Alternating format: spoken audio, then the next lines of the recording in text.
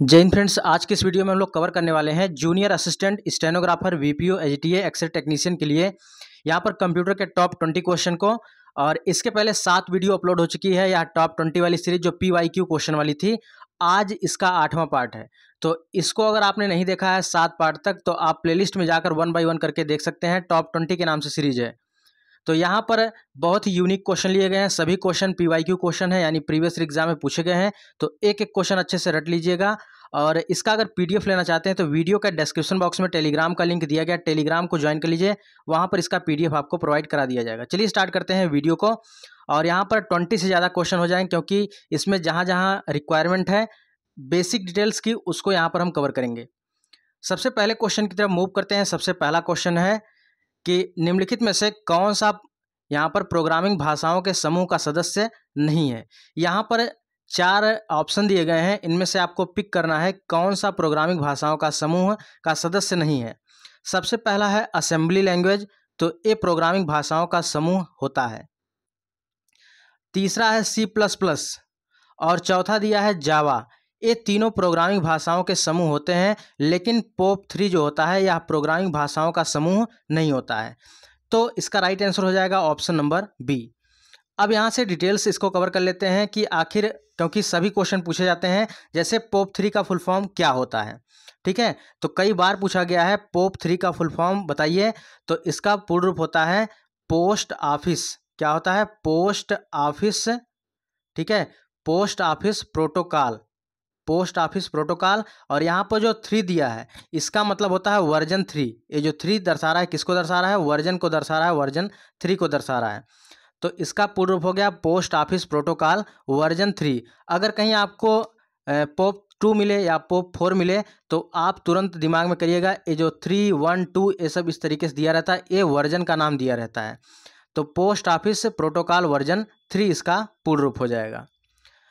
अब यहाँ पर सबसे पहला क्वेश्चन है असेंबली लैंग्वेज। ठीक है, असेंबली लैंग्वेज की बात करें तो असेंबली भाषा, इसके आविष्कारक कई बार पूछे गए हैं। तो असेंबली भाषा के आविष्कारक कौन है? तो यह इसके आविष्कारक हैं कैथलीन। ठीक है, कैथलीन, याद रखिएगा, कैथलीन बूथ। क्या है? Kathleen booth. तो असेंबली लैंग्वेज के आविष्कारक कौन है? कैथलीन बूथ है। वहीं पर अगर C++ की बात करें, C++ के आविष्कारक कौन है? तो पहली बात याद रखिएगा, C++ का आविष्कार किस वर्ष हुआ था? तो 1979 में हुआ था। ये भी क्वेश्चन पूछा गया है। तो C++ का आविष्कार कब हुआ? 1979 में, यानी 1979 में हुआ। और किसके द्वारा किया गया था? तो यह बजरने स्ट्रप के द्वारा किया गया था। क्वेश्चन याद रखिएगा, बहुत इंपॉर्टेंट है, बजरने स्ट्रप। ठीक है, तो यहाँ पर 2 क्वेश्चन हमने याद किया। सबसे पहला क्वेश्चन कि यहाँ पर C++, तो C++ के आविष्कारक कौन है? बजरने स्ट्रप हैं। 1979 में इसका आविष्कार हुआ C++ का। वहीं पर असेंबली लैंग्वेज की बात करें, असेंबली लैंग्वेज के जो आविष्कारक थे कौन थे? कैथलीन बूथ थे। वहीं पर जावा लैंग्वेज की बात करें तो एक साथ इसको याद कर लेते हैं, जावा लैंग्वेज। तो जावा लैंग्वेज के आविष्कारक कौन है? गोसलिंग थे। कौन थे भैया? James Gosling. तो जावा लैंग्वेज के आविष्कारक कौन थे? जेम्स गोसलिंग थे। याद रखिएगा, जेम्स गोसलिंग। और यहाँ पर देखिए जितने भी टाइप के क्वेश्चन बन सकते हैं, यहाँ पर हमने क्वेश्चन को कवर किया बेसिक डिटेल के साथ। और जहाँ जितनी रिक्वायरमेंट होगी हम उसको बताते चलेंगे। तो इसका एक बार क्विक रिवीजन कर लेते हैं ताकि इसी वीडियो में याद हो जाए। सबसे पहले यहाँ पर प्रोग्रामिंग भाषाओं का कौन सा समूह सदस्य नहीं है? तो POP3 नहीं था। POP3 का फुल फॉर्म क्या था? पोस्ट ऑफिस प्रोटोकॉल वर्जन 3 हो गया। और जावा लैंग्वेज की बात करें तो जावा लैंग्वेज के आविष्कारक कौन है? तो जावा लैंग्वेज के आविष्कारक जेम्स गोसलिंग है। ठीक है, जेम्स गोसलिंग है। 1991 में इसका आविष्कार किया गया था जावा लैंग्वेज का। वहीं पर C++ की बात करें तो C++ के आविष्कारक कौन है? बजरने स्ट्रप हैं। 1979 में इसका आविष्कार किया गया। वहीं पर असेंबली लैंग्वेज की बात करें तो असेंबली लैंग्वेज के आविष्कारक कौन है? तो असेंबली लैंग्वेज के आविष्कारक है कैथलीन बूथ हो जाएंगे। ठीक है, सभी क्वेश्चन को अच्छे से याद कर लीजिएगा। अगले क्वेश्चन की तरफ चलते हैं। अगला क्वेश्चन है 67 नंबर का है कि अनचाहे ईमेल को सामान्यतः क्या कहा जाता है? यानी जो अनचाहे ईमेल होते हैं, अनसॉलिसिटेड ईमेल जिसको कहा जाता है, अनसॉलिसिटेड ईमेल को सामान्यतः स्पैम कहा जाता है। क्या कहते हैं भैया? स्पैम कहा जाता है। जैसे आप ईमेल खोलते हैं, ईमेल खोलते समय आप देखते होंगे बहुत से ऐसे मैसेज रहते हैं जो कि आपके रिक्वायरमेंट की नहीं होती है, ठीक है, कुछ ऐसे मैसेज आते हैं, इसी को क्या बोला जाता है? स्पैम कहा जाता है, यानी अनलिस्टेड मैसेज, ठीक है। अनसॉलिसिटेड ईमेल को सामान्यतः क्या कहा जाता है? स्पैम कहा जाता है। वही कह रहा है कि अनचाहे ईमेल को क्या कहते हैं? स्पैम कहा जाता है। अगला क्वेश्चन है यहाँ पर कि इनमें से किसका प्रयोग कंप्यूटर द्वारा एक प्रक्रिया अभिमुख भाषा कार्यक्रम को मशीनी भाषा कार्यक्रम में बदल देता है? तो भैया कौन सा कार्यक्रम है जिसको मशीनी भाषा में बदल देता है? तो यह कंपाइलर है। ऑप्शन नंबर सी करेक्ट हो जाएगा, कंपाइलर। अगला क्वेश्चन है फोटोशॉप। फोटोशॉप ऐसा सॉफ्टवेयर प्रोग्राम है जिसका उपयोग इमेज को एडिट करने, ग्राफ को डिजाइन करने और डिजिटल आर्ट के लिए बड़े पैमाने पर इसका उपयोग किया जाता है, फोटोशॉप का। तो निम्नलिखित में से किस कंपनी के पास इस सॉफ्टवेयर को बेचने का अधिकार है? तो भैया इस सॉफ्टवेयर को बेचने का अधिकार किस कंपनी के पास है? तो एडोब आईएनसी के पास है, ठीक है, एडोब इंक के पास है। तो ऑप्शन नंबर डी करेक्ट हो जाएगा, एडोब इंक। क्वेश्चन पूछा गया है यूपी में। अगले क्वेश्चन की तरफ मूव करते हैं। अगला क्वेश्चन है निम्नलिखित में से कौन सा कार्य किसी कंप्यूटर के सीपीयू द्वारा निष्पादित नहीं किया जाता है?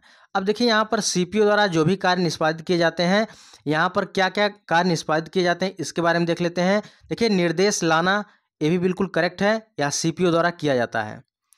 और दूसरा दिया निर्देश व्याख्या, ये नहीं किया जाता है। और तीसरा दिया डेटा को अस्थायी रूप से भंडारित करना, तो बिल्कुल किया जाता है। और चौथा दिया है डेटा प्रसंस्करण संसाधन, ये भी बिल्कुल किया जाता है। तो ऑप्शन नंबर बी करेक्ट हो जाएगा, निर्देश व्याख्या, ये सीपीयू के द्वारा नहीं किया जाता है।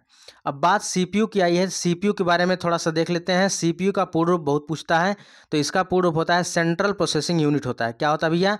सेंट्रल प्रोसेसिंग यूनिट होता है। और सीपीयू के आविष्कार की बात करें, सीपीयू के आविष्कारक कौन है? तो फ्रेडरिक फगिन है। कौन है भैया? फ्रेडरिक फगिन है, इसको भी याद रखिएगा। सीपीयू के इन्वेंटर कौन है? तो यहाँ पर देखिए फेडरिक, ठीक है, फेडरिक,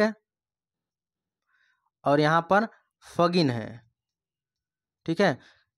तो सीपीयू के आविष्कारक हैं, तो इसको भी अच्छे से याद रखिएगा। सीपीयू को कंप्यूटर का मस्तिष्क कहा जाता है। पूछता है किसे कंप्यूटर का मस्तिष्क कहते हैं? सीपीयू को कहा जाता है। और सीपीयू के आविष्कारक कौन हो गए? फ्रेडरिक फगिन हो गए। और सीपीयू का पूर्ण रूप होता है सेंट्रल प्रोसेसिंग यूनिट। यहाँ पर सीपीयू का कार्य कौन सा नहीं होता है? निर्देश व्याख्या नहीं होता है। अगला क्वेश्चन है सेंट्रल प्रोसेसिंग यूनिट। देखिए सीपीयू का पूर्ण रूप भी दिया है, सेंट्रल का पूर्ण रूप क्या है? सीपीयू का सेंट्रल प्रोसेसिंग यूनिट है।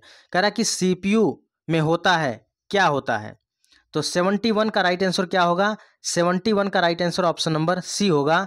यहाँ पर कंट्रोल यूनिट होता है, सीपीयू में होता है कंट्रोल यूनिट, अर्थमेटिक तर्क यूनिट एवं प्राथमिक स्टोरेज, ये सभी होते हैं। यानी सीयू, एएलयू और प्राइमरी स्टोरेज, ये सभी आपके सीपीयू में होते हैं। तो ऑप्शन नंबर सी करेक्ट हो जाएगा। अगला क्वेश्चन है निम्नलिखित में से कौन सा डेटाबेस सॉफ्टवेयर का एक उदाहरण है? डेटाबेस जब भी आपको दिखे, ठीक है, तो आप तुरंत किस पर टिक करेंगे? यानी RDBMS पे टिक करेंगे, ठीक है, RDBMS पे टिक करेंगे, ठीक है। या आपको कहीं दिख जाए DBMS दिख जाए या ओरेकल दिख जाए, तो तुरंत आप डेटाबेस का अगर हो तो इस पर आप क्लिक करेंगे। तो डेटाबेस सॉफ्टवेयर का एक उदाहरण होता है कौन सा? ओरेकल और RDBMS होता है। अगला क्वेश्चन है कंप्यूटर प्रणाली में कौन सा प्रोग्रामिंग भाषा नहीं है? तो भैया कोबोल, पास्कल, फोर्ट्रान और लोटस, यहाँ पर कौन सी प्रोग्रामिंग भाषा नहीं है? तो कोबोल भी होती है और पास्कल भी और फोर्ट्रान भी, लेकिन लोटस नहीं होती। तो ऑप्शन नंबर डी करेक्ट हो जाएगा, लोटस प्रोग्रामिंग भाषा नहीं है। नेक्स्ट क्वेश्चन है जीमेल कितना फ्री स्टोरेज प्रदान करता है? तो जीमेल के द्वारा जो फ्री स्टोरेज दिया जाता है वह 15 GB दिया जाता है। एक क्वेश्चन कई बार पूछा गया है। तो जीमेल के द्वारा कितना फ्री स्टोरेज प्रदान किया जाता है? 15 GB फ्री स्टोरेज प्रदान किया जाता है। अगला क्वेश्चन है फेसबुक की शुरुआत किस वर्ष की गई थी? देखिए पहला क्वेश्चन याद रखिए, फेसबुक का नया नाम क्या हो गया है? फेसबुक का नया नाम मेटा हो गया है, ठीक है, मेटा वर्ष कर दिया गया है फेसबुक का नया नाम। और इसकी स्थापना 2004 में की गई थी। कब की गई थी? 2004 में इसकी स्थापना की गई। किसके द्वारा की गई थी? मार्क जुकरबर्ग के द्वारा की गई थी। मार्क जुकरबर्ग के द्वारा फेसबुक की स्थापना की गई। तो 3-4 क्वेश्चन यहाँ से याद रखिएगा। फेसबुक का नया नाम क्या कर दिया गया? मेटावर्स कर दिया गया है। फेसबुक की शुरुआत कब हुई? 2004 में हुई। और फेसबुक के आविष्कारक कौन है? और तो मार्क जुकरबर्ग हैं। चलिए, यहाँ से इसका राइट आंसर हो जाएगा 75 का ऑप्शन नंबर बी करेक्ट हो जाएगा। नेक्स्ट क्वेश्चन की तरफ चलते हैं। अगला क्वेश्चन है, यहाँ पर देखिए 75 क्वेश्चन तक थे। ठीक है, तो इसको अच्छे से याद रखिएगा। जितना भी क्वेश्चन यहाँ बन सकता था आज के सेगमेंट में, इसको यहाँ पर हमने मेंशन किया। और इसका अगर पीडीएफ लेना चाहते हैं, वीडियो का डिस्क्रिप्शन बॉक्स में टेलीग्राम का लिंक दिया गया, टेलीग्राम पर ज्वाइन हो जाइए, वहाँ पर इसका पीडीएफ आपको प्रोवाइड करा दिया जाएगा। और यहाँ से देखिए, इसका आपको आंसर की नीचे दिया गया है, आंसर की आप इसका देख सकते हैं किसका कौन सा आंसर सही है। और फ्रेंड्स, एक जरूरी सूचना है, कंप्यूटर की ई बुक के रेफरेंस में कंप्यूटर की ई बुक लॉन्च कर दी गई है।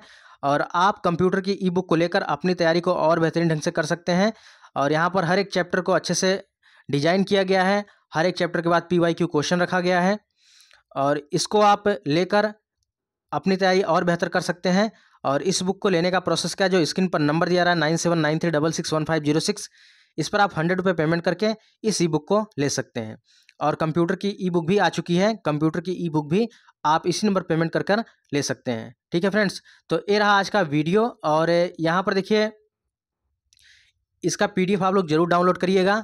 और PDF आपको टेलीग्राम पर ही मिलेगा। तो टेलीग्राम का लिंक वीडियो के डिस्क्रिप्शन बॉक्स में दिया गया है, उसको आप ज्वाइन कर लीजिए। तो फ्रेंड्स, ये रही आज की वीडियो। अगर आप लोग चैनल पर पहली बार आए हैं और junior assistant, stenographer, AGTA, x ray technician आदि परीक्षाओं की तैयारी कर रहे हैं, तो चैनल के साथ जुड़ जाइए। यहाँ पर कंप्यूटर के टॉप लेवल के प्रश्न आपको देखने को मिलेंगे। ठीक है, तो यहाँ पर क्या क्वेश्चनों की संख्या और बढ़ाई जाए, आप लोग कमेंट बॉक्स में जरूर कमेंट करिएगा। क्या 20 क्वेश्चन ही रहें या 20 क्वेश्चन से ज़्यादा? ठीक है, क्योंकि व्याख्या के साथ यहाँ पर हमने 20 क्वेश्चन से ज़्यादा कवर किया है। तो फ्रेंड्स, ये आज की वीडियो, मिलते हैं नेक्स्ट वीडियो। तब तक के लिए जय हिंद, वंदे मातरम।